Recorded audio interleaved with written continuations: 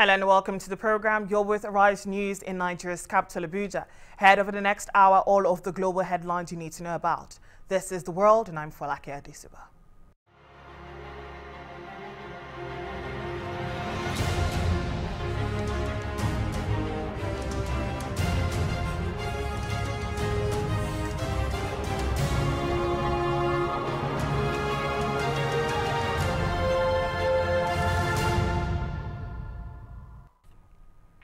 In our top stories this hour, Western leaders arrive in Paris as France hosts a series of events to commemorate the First World War.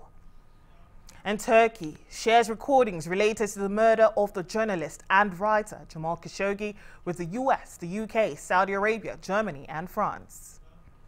Plus, wildfires continue to rage on in the US state of California as residents flee their homes.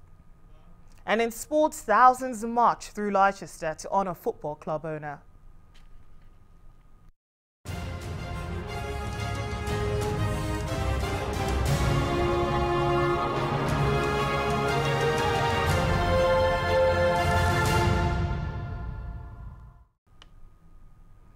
We begin in Paris, where President Donald Trump has joined other leaders in commemorating 100 years since the end of the First World War. President Trump tweeted, "Is there anything better than celebrating the end of a war?" However, his social media activity did not end there, as he responded to a comment from French President Emmanuel Macron about building a European military to protect itself from the US.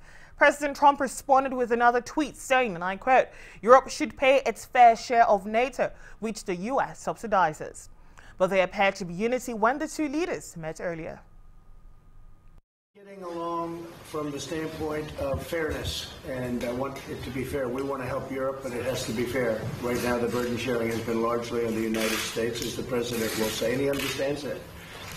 And he understands that the United States can only do so much in fairness to the United States. We want to absolutely be there. We want to help. We want to be a part of it. But different countries have to also help. That's only fair, and I think the President, we've already discussed this, and the President and I very much agree on that. But it's unfair to have the European security today being assured just by the United States, and we need a much better burden sharing. That's why I do believe that we need more European capacities, more European defense, in order to take this part of the burden. When President Trump has to protect or to defend one of the states of the United States, he doesn't ask France or Germany or another government of Europe to finance it. For more on this, let's cross over live to the French capital, Paris, where Arise chief correspondent John Cookson is waiting to talk to us. All right, good to have you, John. Now, what is the atmosphere like in Paris ahead of tomorrow's commemoration with all of the leaders pulling over there?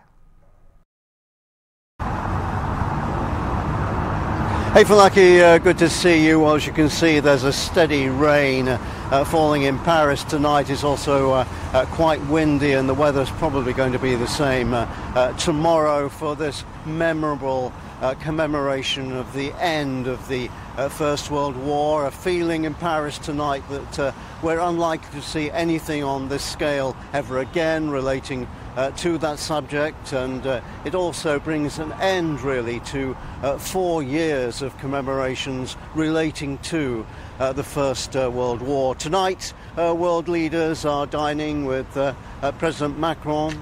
The President of Nigeria is in town. He's got a busy few days ahead, and we can talk about that in a moment. But tomorrow really is about remembering all those who died in the First World War. No one quite knows how many, 16 million at least, but it could be easily double that. And tomorrow there'll be a number of African leaders at this ceremony behind me at the Arc de Triomphe, where lies the body of the unknown soldier, which will be the focus of attention tomorrow. And it's a great opportunity to remember those forgotten heroes of Africa, those forgotten armies, the ones that history has not written about. And it's been my great pleasure in the last few days to try to find out exactly what African armies did in the First World War. They weren't in Europe, they weren't the focus of attention there. Books haven't been written about them, but they fought and they died in Africa, especially the Nigerian regiment fighting in East Africa, and then down in the south, the South African armies fighting against Germans in southwest Africa. It's estimated that at least 1 million African soldiers died in the First World War. And it's very heartening to me, having researched it, to find that President Macron will draw out some of that memory. Tomorrow there'll be a number of African artists performing at the ceremony, and of course we have that heavy representation from the leaders of African nations. So, as I say, a memorable, moving event tomorrow, a time for reflection. There's been some argument that after 100 years, then this should be the end of it, that the world should move on. And I used to subscribe to that view earlier this week. And then as I've been to the cemeteries in northern France and Belgium over the weekend and attending the ceremony here, I'm realizing that, in fact, we can't forget about this. The death toll was so big, the heroism and the bravery of soldiers was so huge that it wouldn't be right for humanity to forget this event. And so, although we're marking the 100th anniversary of the end of the First World War, I'm sure in the years to come we'll still be remembering them, those who died. Folake. Must be truly fascinating indeed to find out all of that. I'm sure, no doubt, full of emotion. Now, in the midst of all of this, President Trump seems to be making headlines yet again. So can you tell us, John, what is that all about? Yeah, it sounds a little bit trite to be talking about that man Trump, doesn't it, after what we've just been speaking about, but, you know, that's the reality of international politics at the moment. He's hit the headlines twice today. He actually bailed out of a visit to an American cemetery some 80 miles east of Paris on the grounds that the weather was bad. Now, I actually travelled through that particular area earlier today, and it was blowy, it was blustery, it was rainy, but certainly Marine One, I would have thought, could have delivered Donald Trump to the Marines ceremony. Other officials from the White House went. It's brought great criticism of his declining to go there. The grandson of Winston Churchill hit out at Donald Trump and said, look, you know, those guys fought and died in appalling conditions in World War I, and you're just bailing out because it's raining a little.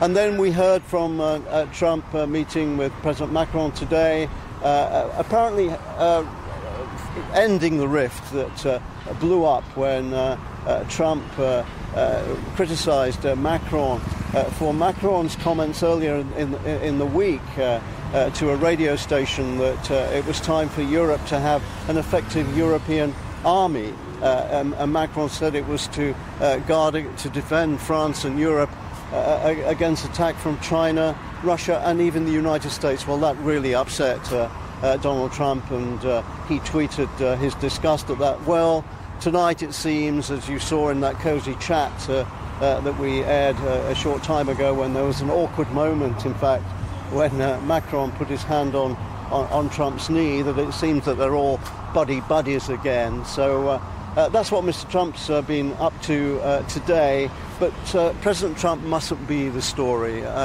You know, these guys who are here today and gone tomorrow cannot detract away from what's being marked tomorrow, which is the end of the First World War. Donald Trump, of course, will be here with world leaders to mark that event, along with, as I mentioned, President Buhari. Back to you. I suppose that's Trump. He does things his way regardless of what's happening. Now, let's focus to the main event. Can you tell us, John, about something about tomorrow's ceremony? What vision have you got before me? Yeah, as you can see, all the traffic is moving behind me at the moment quite freely, but in a few hours the police and security forces here in France are going to lock down this area and completely clear it for the arrival of the dignitaries. Sometime tomorrow morning, President Macron will arrive at around 11 o'clock, and then the ceremony itself will take about an hour and a half. There will be what you might expect, the reading of the names, the laying of the wreath, the playing of the last post, all of that. But then students from Paris will start reading extracts of soldier stories, soldiers who wrote down in their diaries events and experiences they had in the battlefields between 1914 and 1918. And then there'll be music, there'll be choir singing. Also, Angelica Kiddo, the woman Time magazine called Africa's first real diva. She'll be singing. I'm very much looking forward to that. She's normally associated with dance music, but she can sing real emotional songs, and you'll hear something from her. There won't be a great military presence here tomorrow. The decision was taken by the Macron government to make this not a military event, even though we're marking the end of a war. The idea is to downplay the military side of things, because even though we're quite rightly marking the end of war, what Europe needs right now in particular is unity, and that will be the tone of things tomorrow. Okay. All right, thank you so much for all of that, John.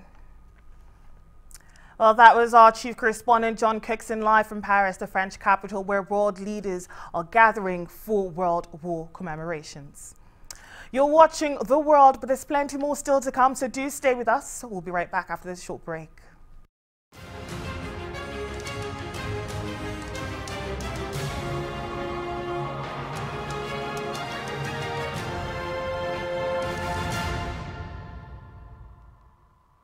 There's an old saying in Nigeria, thoughts and dreams are the foundation of our being. At First Bank, we dare to dream and strive to innovate, continuing our over 120-year tradition to be the first to offer new products and services to our customers. You first. First Bank.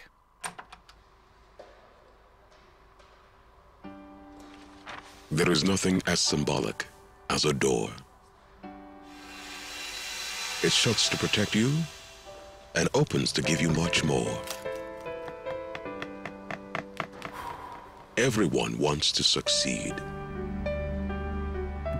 not just count pennies. When life gets tough, I remember a few things. Difficulty and struggles are part of what life brings. Your strength comes from the support around you.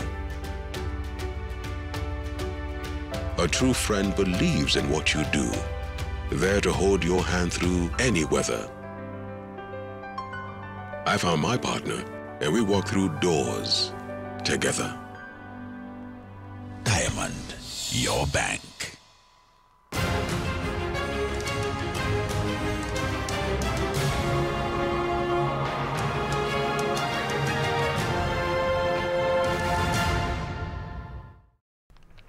You're watching The World with me, Folake Adesugba. Now let's head to Southern California in the U.S., where a raging wildfire has triggered a mandatory evacuation order for the entire beachside city of Malibu.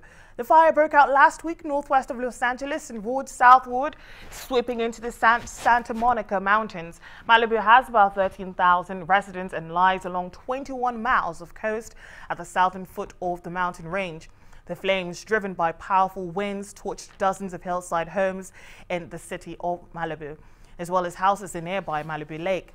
Tens of thousands of people were forced to flee as the fire marched across the mountains towards the sea. A total of 9 fatalities, 4 additional from the ones that I talked about yesterday. I don't have all of the details because we've had investigators out in the field attempting to get to those locations where those suspected casualties were. What I can tell you, starting yesterday, we had those 4 individuals were found in their vehicles, and they were in the Paradise area. We found another individual near those vehicles today. He was outside, or I'm sorry, that person was outside the vehicle. I can't confirm the gender of that person at this point. In addition to that, at other locations within Paradise, we found 3 individuals outside of residences. We don't know if they're their residents or not. We still have to work to identify those individuals and then ultimately notify the next of kin. And we have found 1 individual who apparently was inside the residence. Our current residential structures destroyed are 6,453. 6,453. Our current commercial structures that are destroyed are 260. Puts us at a total of 6,713 structures destroyed from the fire. Well, one of the survivors of the wildfire has spoken of her ordeal and the devastation that's occurred around her. This house was burning, and then within 5 to 10 minutes, it was coming, and you know, what do? I was walking back here, and it came. It was huge. Huge. Over the hill here? Oh, right here, huge. A massive wall of fire. So I just grabbed the hose and started spraying down the barn. It was really scary when the rush of a huge amount of fire came up through the canyon at our house and barn. Now, that was scary, but it didn't seem to be able to jump to the barn. And I just kept watering the barn and watering any areas in the barn that caught on fire. And I just kept doing that, and we had water long enough so that, because eventually we didn't have any water. They had fire all around them, and they were basically looking at me going, oh my God, what's happening, you know, but it's like, oh, I'm out here, just stay calm. You know, the ones in the barn were kind of freaking out, but as long as I was there, or one of my family, they knew, you know, hey, it's probably gonna be okay. You know, we got a chance anyway. And I kept them in there, but if I had had to, I would have opened the doors and let them go. But they were actually safer in there, because they probably would have caught on fire if I let them out, so. And the ones in the pens, it's cleared up enough, no brush, that they were safe and they didn't get burned. No doubt a terrifying ordeal indeed. Wishing everyone safety and comfort during this uncertain period of time in California. Well, let's move over to Turkey now, where they've shared recordings related to the murder of the journalist and writer Jamal Khashoggi with the US, the UK, Saudi Arabia and others. Turkish President Recep Tayyip Erdogan repeated his assertion that Saudi Arabia knew who had killed Khashoggi. Khashoggi, a critic of Saudi rulers, was killed inside the Saudi consulate in Istanbul on the 2nd of October. Saudi Arabia has admitted he was murdered there, but denied suggestions its royal family was involved. It had initially maintained that the writer had left the consulate unharmed. The Saudis have also denied comments allegedly made by Saudi Crown Prince Mohammed bin Salman describing Khashoggi as a dangerous Islamist. Biz tapeleri verdik. Suudi Arabistan'a da verdik. We have shared the tapes. We share them with Saudi Arabia, with the US, with Germany and France. They also listen to the conversation in the Saudi consulate, and they know. There is no need to distort this. They know for certain who among the 15 is the killer or are the killers. You sent us your chief prosecutor. The chief prosecutor came here to use delaying tactics. He uses delaying tactics, and they invited our chief prosecutor there to Saudi Arabia. What would you do with our chief prosecutor there? The incident happened here. As the incident happened here, you can discuss whatever you want here. You also visited the consulate. There is no doubt that you would have seen what you needed to see. I also explained all of this to the representative they Saudi sent us. What more can I do? My representative who visited Saudi Arabia also explained everything clearly. Saudi Arabia needs to accept that the killer is among the 18 and needs to get rid of the suspicion by responding to Turkey's goodwill and act fairly. Well, in another weather disaster, death toll from flash floods unleashed by heavy rains in Jordan has risen to 11 while searches for missing people continue. Today's report came a day after floods struck in several areas of Jordan, including Petra, an ancient trading hub carved into rose-colored rock. Hundreds of Petra visitors ran for higher ground as water surged through a narrow canyon leading to the treasury, Petra's main attraction. Government spokeswoman Jumana Goemat and civil defense officials say the death toll rose early Saturday after another body was found in the Madaba region south of the capital of Amman. They said searches for the missing were continuing. Elsewhere, suicide attackers set off 2 car bombs and a hotel in Mogadishu on Friday, killing at least 22 people, police said. The militant Islamist group Al-Shabaab linked to Al-Qaeda claimed responsibility for the attack on the Hotel Sahafi, which is near the headquarters of Somalia's Criminal Investigations Department. Hotel guards and CID officers opened fire after the blasts, police added. Then about 20 minutes later, a third explosion from a bomb placed in a 3-wheeled tuk-tuk vehicle near the hotel hit the busy street, witnesses said. Elsewhere, police have obtained social media posts from the gunman who killed 11 people at a Thousand Oaks shooting in Southern California. Before or after the shooting, retired Marine Ian David long posted on his social media, and I quote, "The only thing you people do after these shootings is hopes and prayers, or keep you in my thoughts every time and wonder why these keep happening." He continued on, "Fact is, I had no reason to do it, and I just thought life is boring, so why not?" Now, the issue is yet again brought to the forefront, America's gun control laws. In another tragedy, mourners gathered on Saturday outside a Melbourne cafe that was run by one of the victims of Friday's terror attack in the city.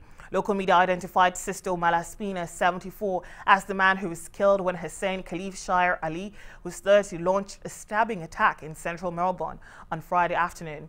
He injured 2 other people before being shot by police. He later died in hospital. Australian police say Shire Ali was inspired by the Islamic State group and had also planned to set off an explosion. A part of their investigation, police conducted searches of a property in one of Melbourne's suburbs. Shire Ali moved to Australia with his family from Somalia in the 1990s and was known to police and the Federal Intelligence Authority, ASIO. He had a criminal history for cannabis use, theft, and driving offences, police said. Well, one of the local residents spoke about Mr. Malaspina and what he meant to the community in the wake of the tragedy. Huge personality, so he was always up and about, almost theatrical in Pellegrini's, and he was a guy with a great heart, so he always looked after people, and it was amazing to see people from all walks of life really warm to him, and not just him, but all the staff at Pellegrini's too. You are watching The World, plenty more still to come, so do stay with us. We'll be right back after this short break.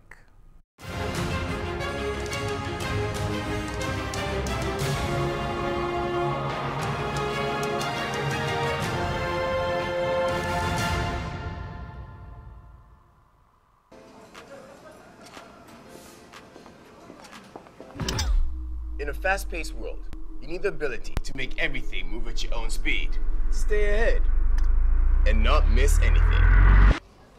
That's why I'm on More Life Complete, which lets me call everyone in Nigeria on all networks at just 15 kobo per second. You can also call any line in the United States, Canada, UK, Germany, India, China, and Malaysia too at just 15 kobo per second. And just when you think life can't get any easier, I get 15 free minutes to call anyone in the 9 Mobile family. Just booked your ticket to London.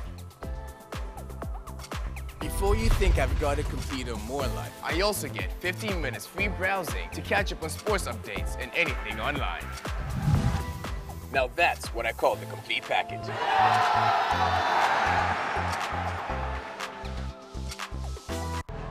Nigeria, We are 198 million productive people with over 900,000 square kilometers of fertile land.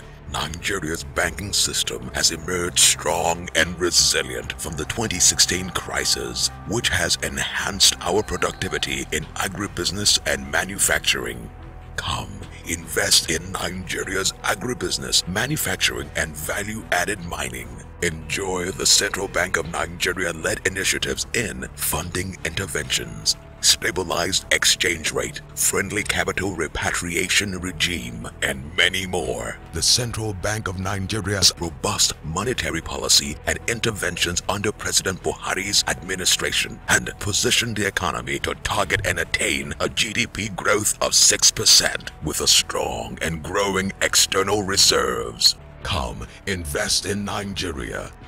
Nigeria, ready for business.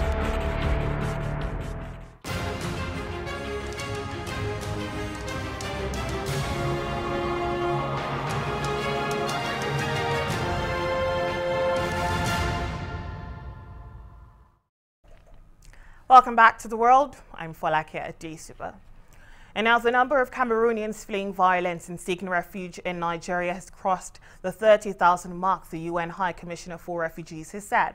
A spokesperson for UNHCR, Babar Balok, highlighted that the needs on the ground to cater for the refugees in Nigeria were outpacing donor efforts.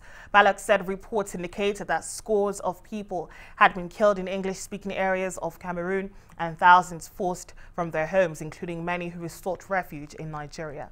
He said the situation was particularly worrying for women and children, accounting for close to 80% of arrivals, and most refugees are sheltering in Nigeria's southeastern areas hosted by local communities. The UNHCR boss said the refugee agency was facilitating voluntary relocation of refugees to settlements in Cross River and Benue provinces, which provide better security, shelter, and access to essential services. Elsewhere, the Sri Lankan president's decision to dissolve parliament and call snap elections, his latest attempt to remove a political rival from the prime minister's office, will be challenged in the country's Supreme Court. A political crisis in the Indian Ocean nation deepened on Friday night when he announced he was dissolving parliament, which opponents said was an illegal order. The country has been in chaos since October 26th, when Sirisena fired Prime Minister Ranil Wickremesinghe and replaced him with former strongman Mahinda Rajapaksa. The dissolution of Parliament last night by President Sirisena is a blatant violation of the Constitution, the 19th Amendment to the Constitution, and also totally anti-democratic, because the Constitution clearly says that Parliament can only be dissolved by the President once the government reaches its 4.5-year limit. So the very fact that this Parliament was dissolved at a time when we were preparing to show our majority shows that President Sirisena has violated the Constitution yet again in order to hide the earlier violation of the Constitution. And that is why I'd like to say that as the United National Party and as all the, along with the democratic forces of Sri Lanka, will be fighting this emerging tyranny, this emerging dictatorship, not only in Parliament, but also in the courts, as well as in the polls when the elections are properly called.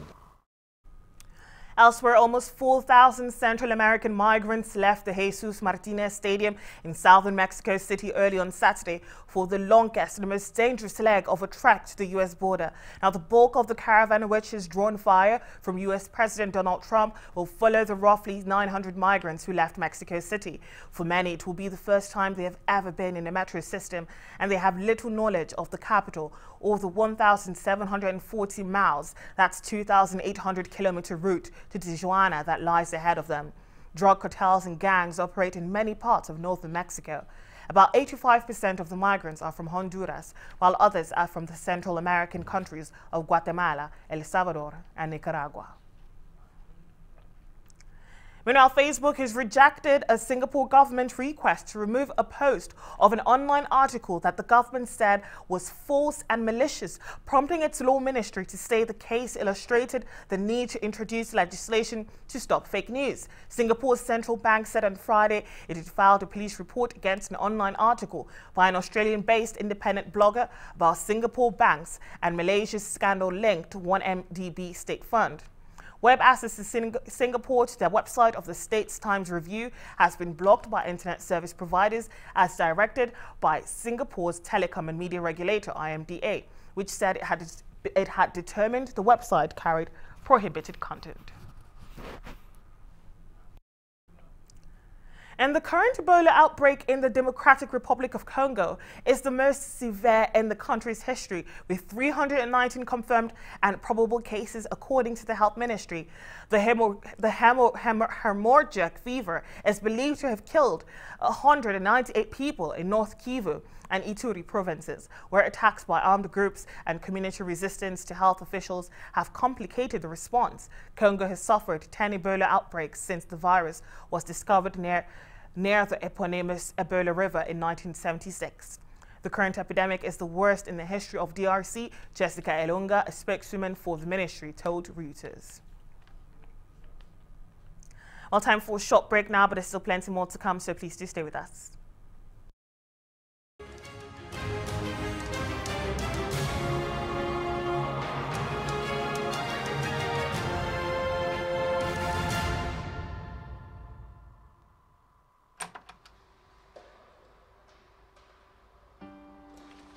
There is nothing as symbolic as a door.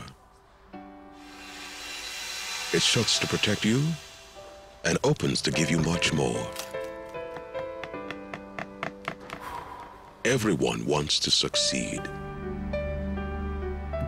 not just count pennies. When life gets tough, I remember a few things.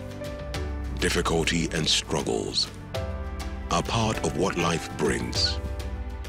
Your strength comes from the support around you. A true friend believes in what you do, there to hold your hand through any weather. I found my partner, and we walked through doors together. Diamond, your bank. There is a reason Africa is called the new frontier. What was once potential is now an opportunity ready to be seized. Once revered for our resources, today's wealth lies in our people. People who build the cities that shape the future. People who know an idea in one place means business in another.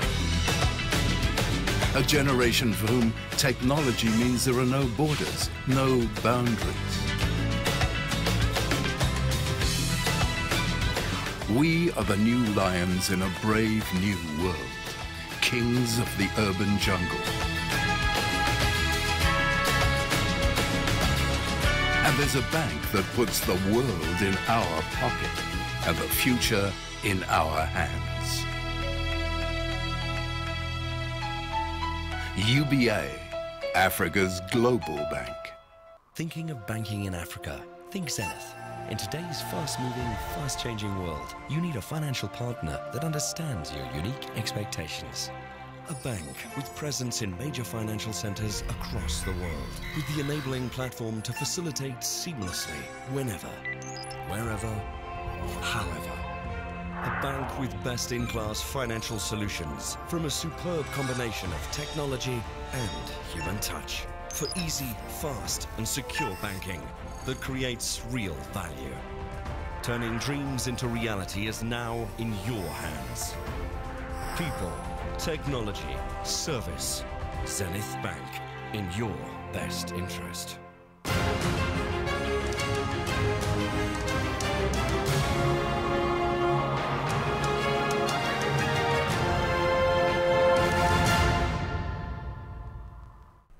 Welcome back to The World. I'm Folake Adesugba.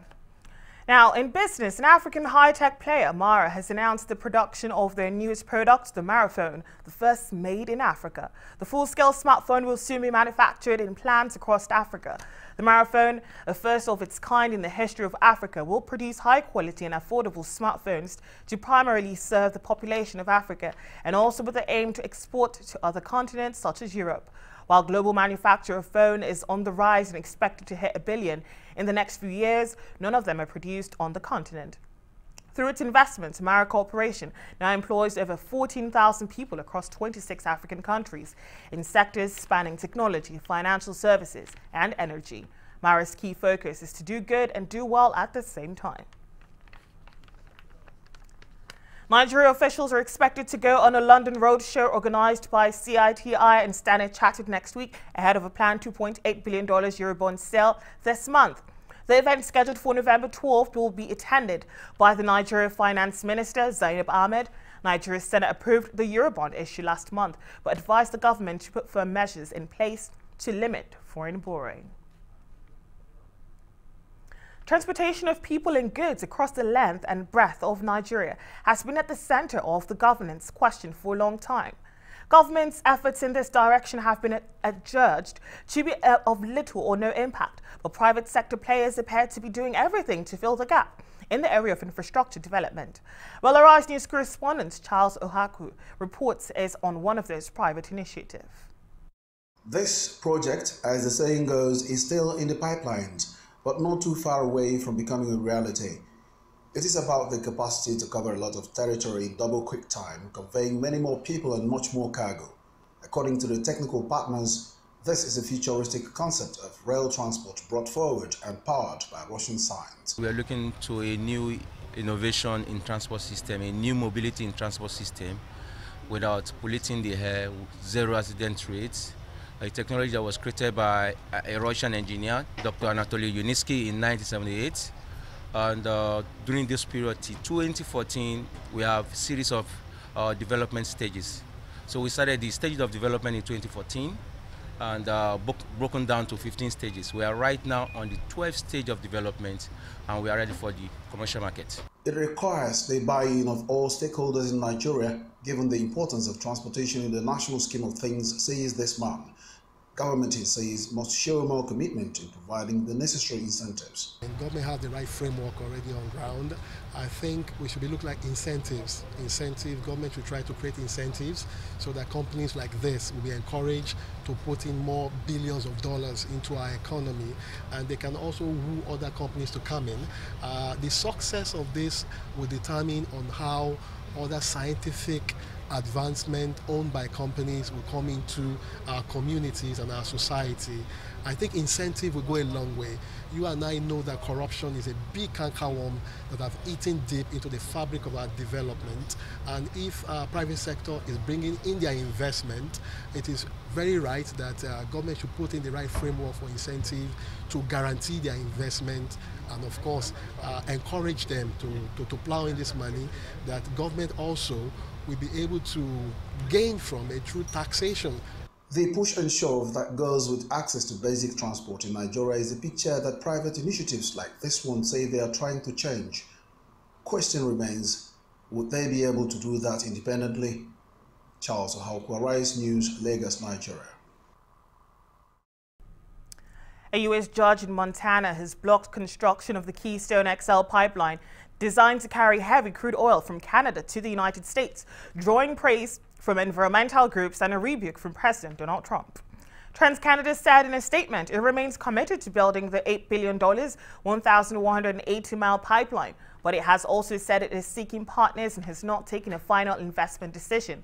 The ruling drew an angry response from Trump, who approved the pipeline shortly after taking office.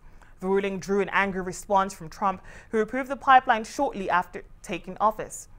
It also piles pressure on Canadian Prime Minister Justin Trudeau to assist the country's ailing oil sector by accelerating crude shipments by rail until pipelines are built. Time for a short break now, but when we get right back, entertainment and sports are up next, so please do stay with us.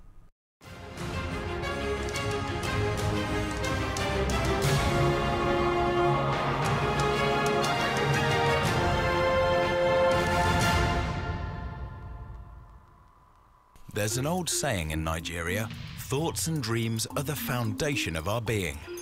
At First Bank, we dare to dream and strive to innovate, continuing our over 120-year tradition to be the first to offer new products and services to our customers. You first. First Bank.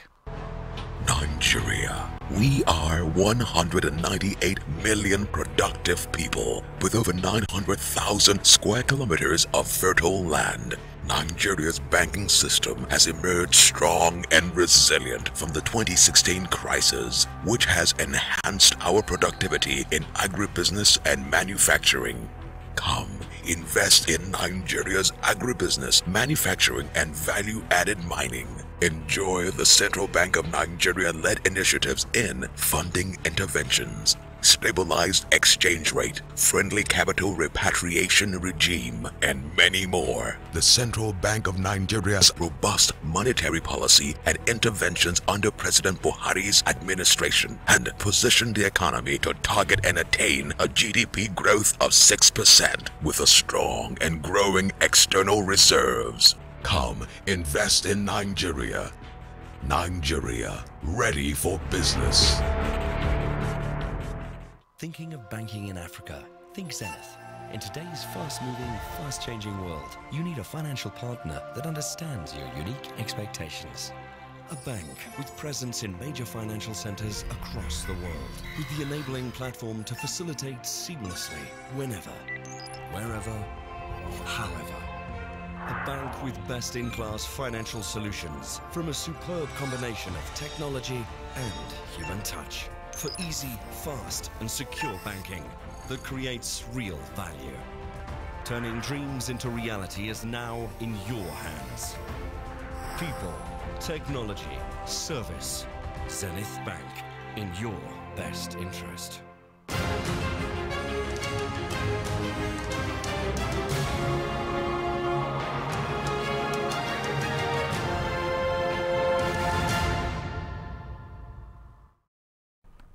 Welcome back to The World. I'm Folake Adesugba.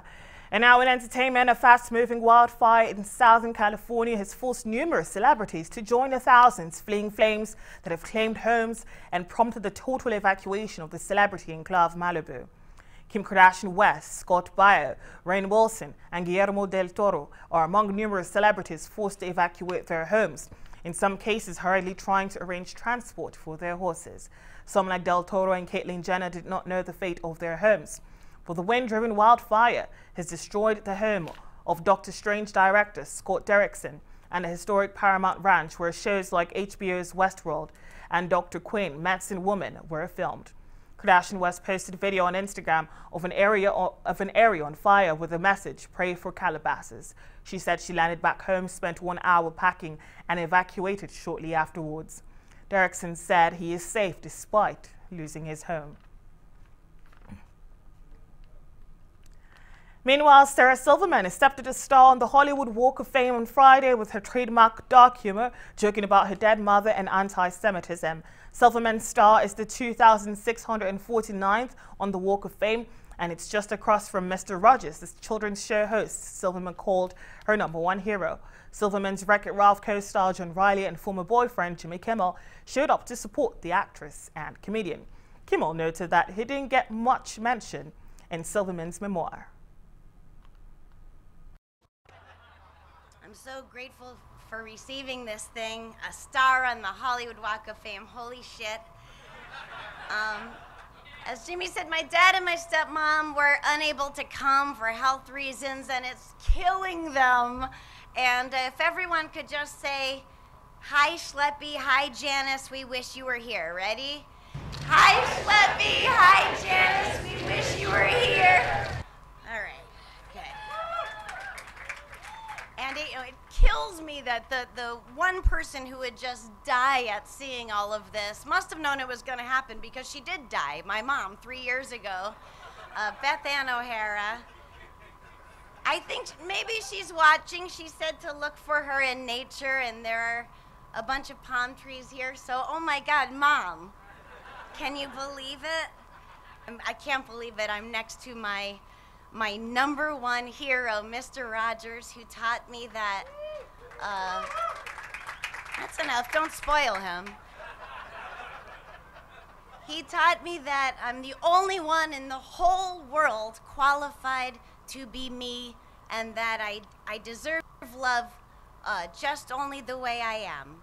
And now I literally get to be his neighbor forever. Which I have to think is maybe bittersweet for him.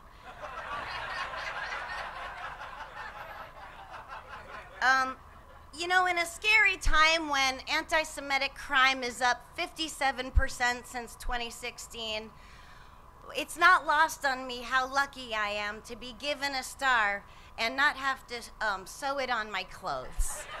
Sarah and I dated for 7 years, with a brief break in the middle. She mentioned me in her almost 300-page autobiography 4 times. I looked it up last night. She mentioned farting 13 times. It has always been her first love. On December 1st, 1970, Beth Ann and Don brought into this world a beautiful, brown-eyed, big-mouthed girl. They knew that she'd be special, they knew that she'd be sweet, and they knew with a mouth like hers, she'd end up on the street.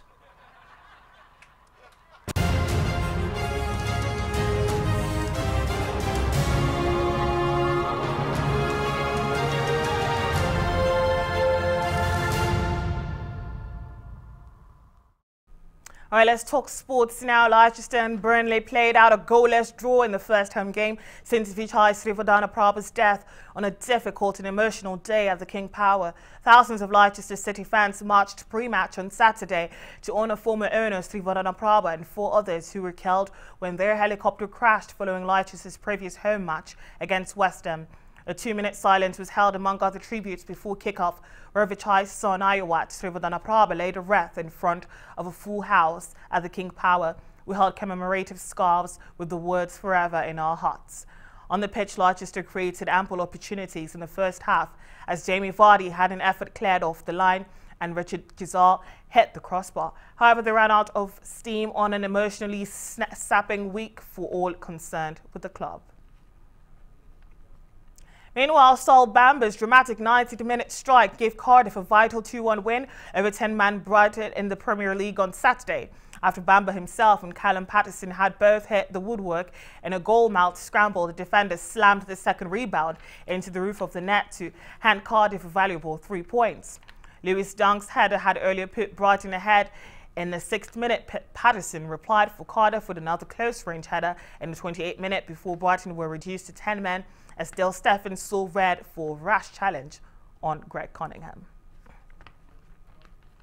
In Formula One, world champion Lewis Hamilton beat Ferrari's Sebastian Vettel to pole position at the Brazilian Grand Prix. Hamilton was 0.093 seconds clear of his former title rival after a tight, tense battle with their teammates Valtteri Bottas and Kimi Räikkönen next. Vettel, though, faces an investigation after failing to follow stewards' instructions at the weighbridge. Max Verstappen and Daniel Ricciardo's Red Bulls were 5th and 6th, but the Australian has a 5-place penalty. And in tennis, Novak Djokovic is gearing up for the ATP Finals in London as he returned back to being the world #1.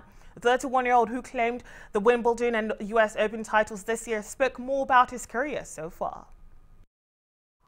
Yeah, it feels great. I mean, this is as good as it gets in tennis in terms of stage. It's the World Tour Finals, the season finale, best 8 players in the world. I had plenty of success in London. I was very fortunate to play well in the past and crown my seasons with the trophy here several times. So, you know, I'm looking forward definitely to get out on the court and compete some more. Well, I'm feeling better. You know, I obviously haven't felt that great in the last couple of days of the tournament there and a couple of days after that, but you know, I had an epic match against Federer and a great week. Kachanov just played a really good finals.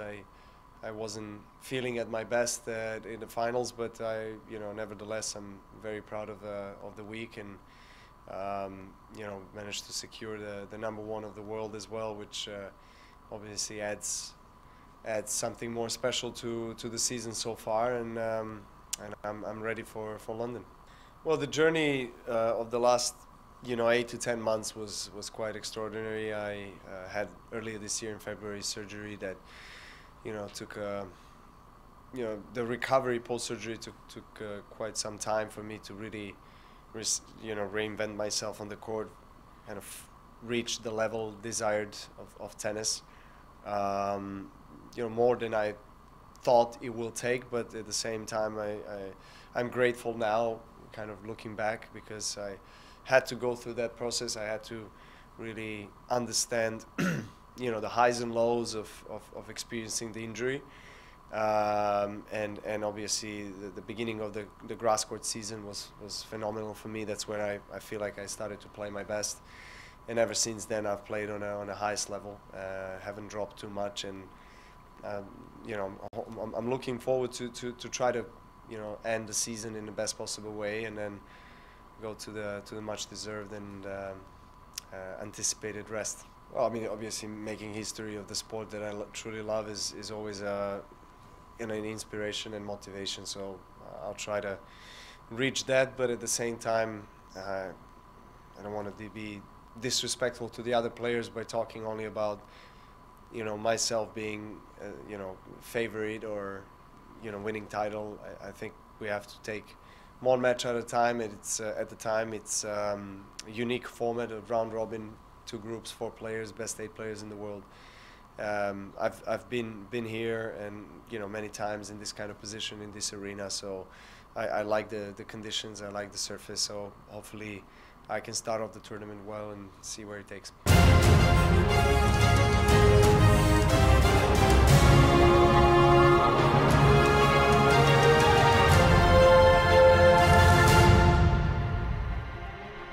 Well, before we go, let's remind you of our headlines here on The World. Western leaders arrive in Paris as France hosts a series of events to commemorate the First World War. And Turkey shares recordings related to the murder of the journalist and writer Jamal Khashoggi with the US, the UK, Saudi Arabia, Germany, and France. And the wildfires continue to reign. The wildfires continue to rage on in the U.S. state of California as residents flee their homes. You've been watching The World with me, Folake Adesugba. Thank you for being a part of the program. Be sure to keep it here on the channel. For me and the entire team here in London, that's goodbye for now.